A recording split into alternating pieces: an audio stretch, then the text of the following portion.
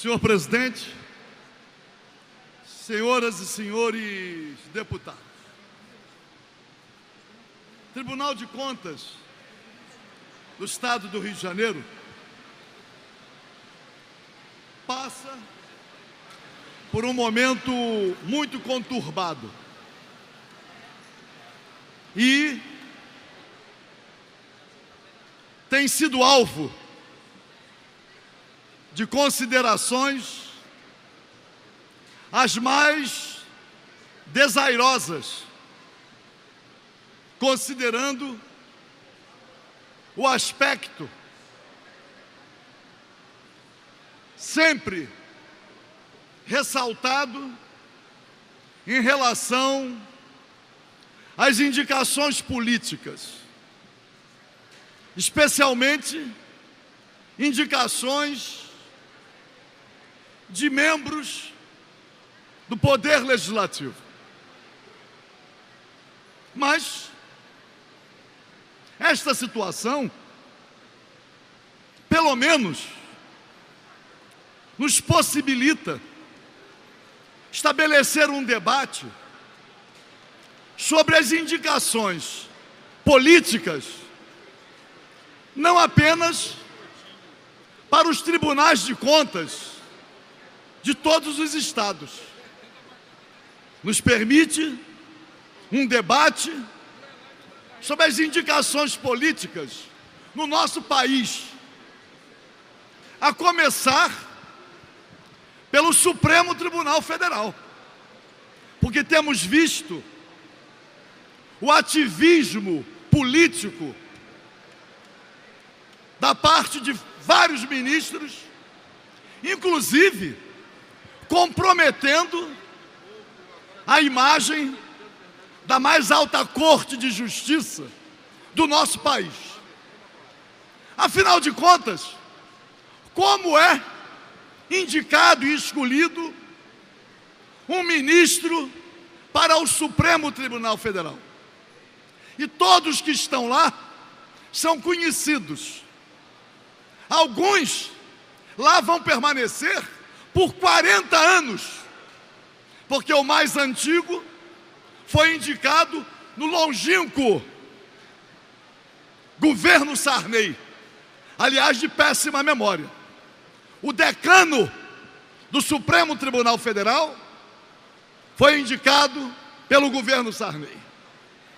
E eu digo isto por quê?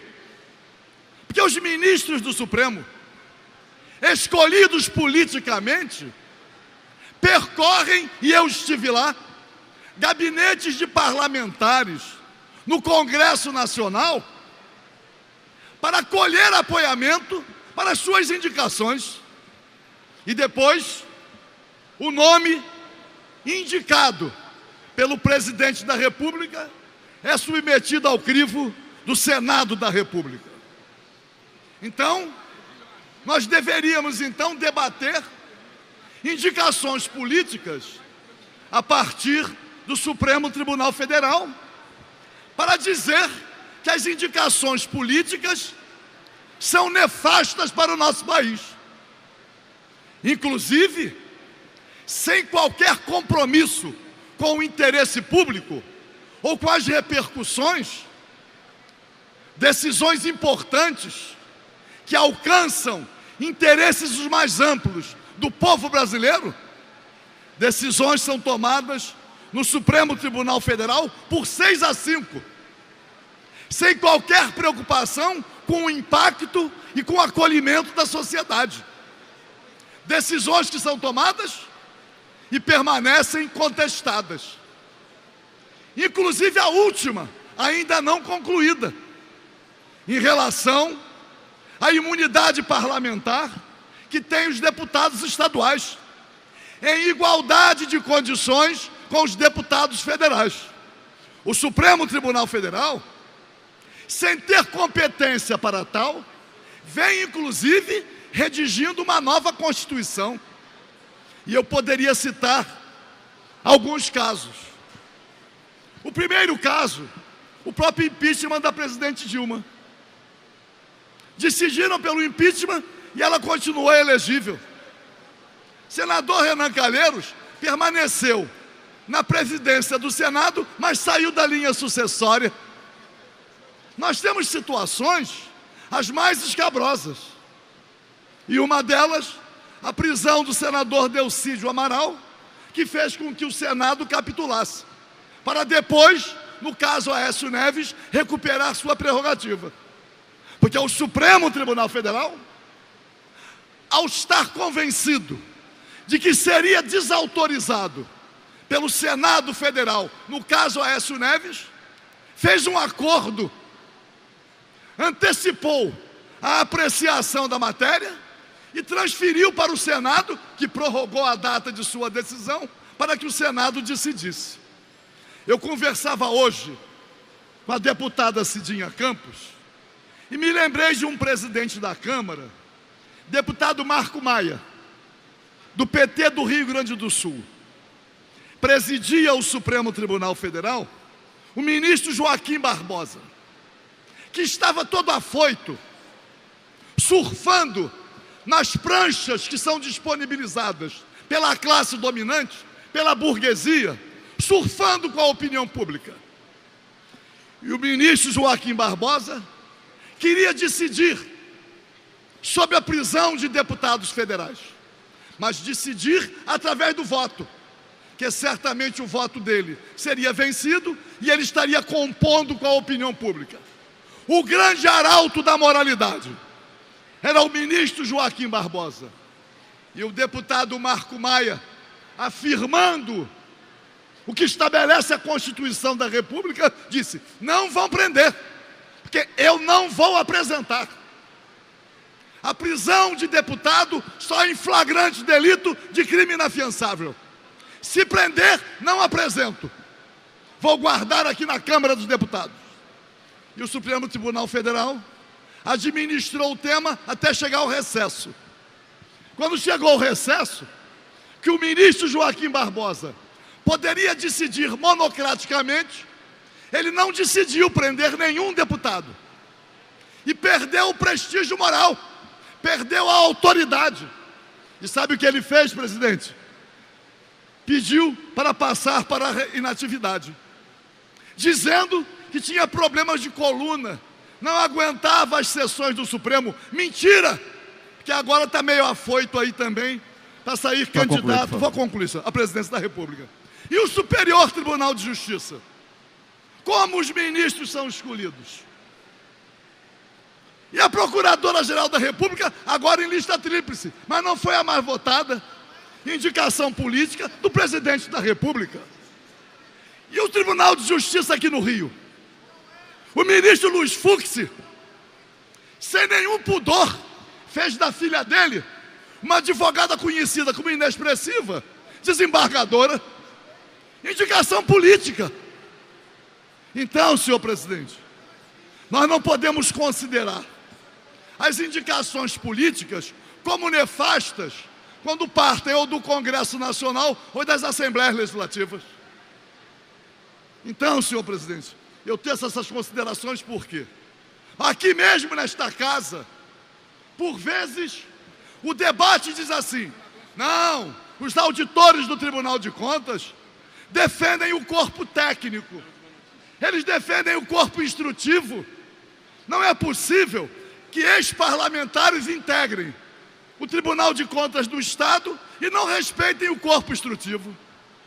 E hoje, essa vaga está meio amaldiçoada.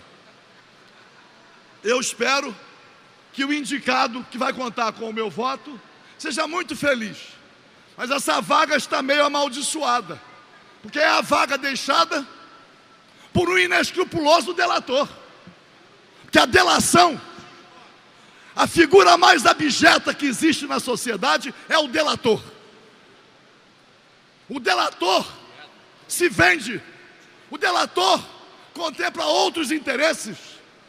Não poderia. A delação premiada no nosso país tem sido a maior excrescência. Mas hoje, nós estamos diante de um quadro técnico. E aí, senhor presidente, eu fiquei preocupado, porque a denúncia que se fazia é que o Tribunal de Contas é muito rigoroso com os municípios. Ali, os prefeitos comem terra. Mas em relação ao Poder Executivo, ao governo do Estado, existe um grande acordo. Eu mesmo, desta tribuna, já falei que o Tribunal de Contas era a casa do faz de contas, ou do acerto de contas. Tenho pronunciamentos aí. Acreditando que com o corpo técnico, com os indicados vindos dos servidores concursados como auditores, poderíamos ter alguma modificação. Eis que chega nas minhas mãos, depois dessa antecipação de receita, feita pelo governo do Estado, para contrair um empréstimo que vai endividar ainda mais o Estado. Cuidado que o Tribunal de Contas não teve de conhecer previamente as taxas de juros, de conhecer quanto esse empréstimo representaria para as contas futuras. E agora vem a notícia que em 3 anos, no próximo terço, em 3 anos, vai pegar 2 bilhões e 900 e vai pagar 4 bilhões e 300. Mas eu trouxe o parecer do Tribunal de Contas. Para concluir, por favor, deputado. O parecer para que o Tribunal de Contas se acumpliciasse a esse empréstimo, que incorpora a imoral privatização da SEDAI, precisa ser lido por todos, para que todos compreendam como se comportam os próprios auditores que estão lá, substitutos, como eles se comportam como órgão dependente e cúmplice do Poder Executivo. E aí, senhor presidente, uma imoralidade. Por quê? Primeiro, que a auditora relatora, aliás, depois de um parecer que antecedeu do próprio indicado hoje, eu vejo aqui, senhor presidente, lamentando muito, o Estado contratou a Fundação Getúlio Vargas para avaliar as ações da SEDAI.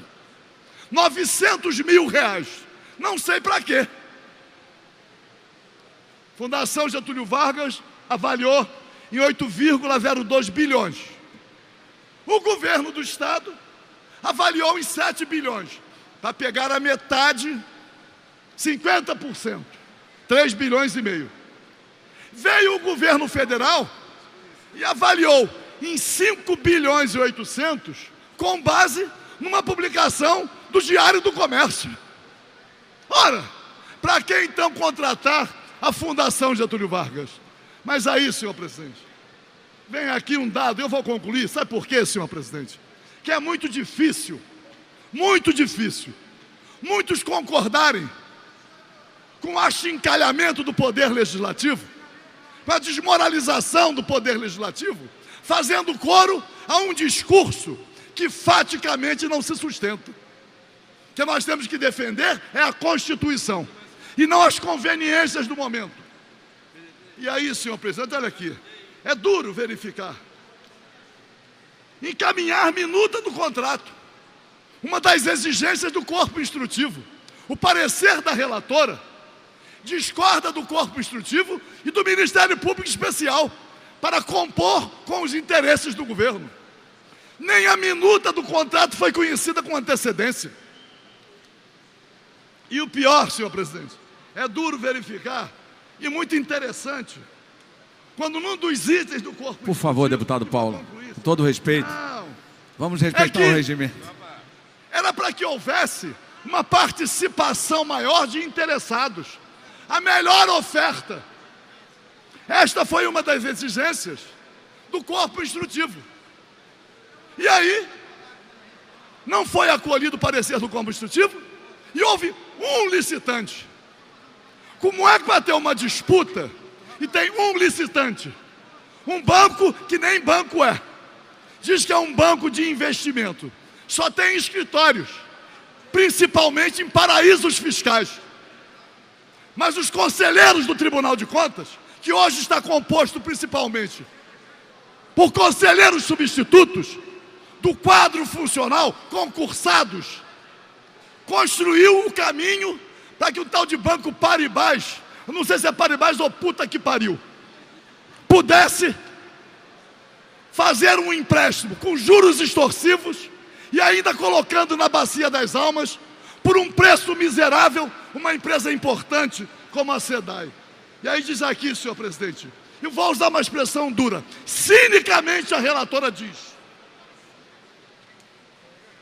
e é dado, senhor presidente, está aqui escrito, todos deveriam ler este parecer para compreender a submissão abjeta do Tribunal de Contas, para endividar ainda mais o Estado e possibilitar a privatização de uma empresa que dá lucro ao Estado. São 300, 400 milhões por ano de lucro para a SEDAI. Não estou nem considerando a importância da água, deputado, para a saúde, para a vida da sociedade.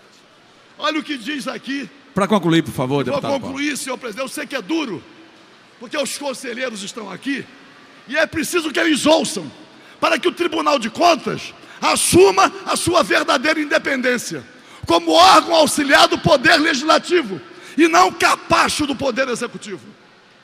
Está aqui, ó. Ao final, a nossa relatora diz o seguinte: pelo exposto e examinando, posiciono-me em desacordo com o corpo instrutivo e com o Ministério Público Especial. Sabe para quê? Para escancarar as portas da imoralidade, para que o governo possa vender a SEDAI, antecipando receita, e ainda acenando como sendo um caminho para resolver a situação dos servidores públicos do Estado. Eu vou votar sim, mas já disse na comissão, vou votar sim, colocando a minha alma no inferno, senhor presidente. Muito obrigado. Próximo orador inscrito, nome deputado Luiz Paulo.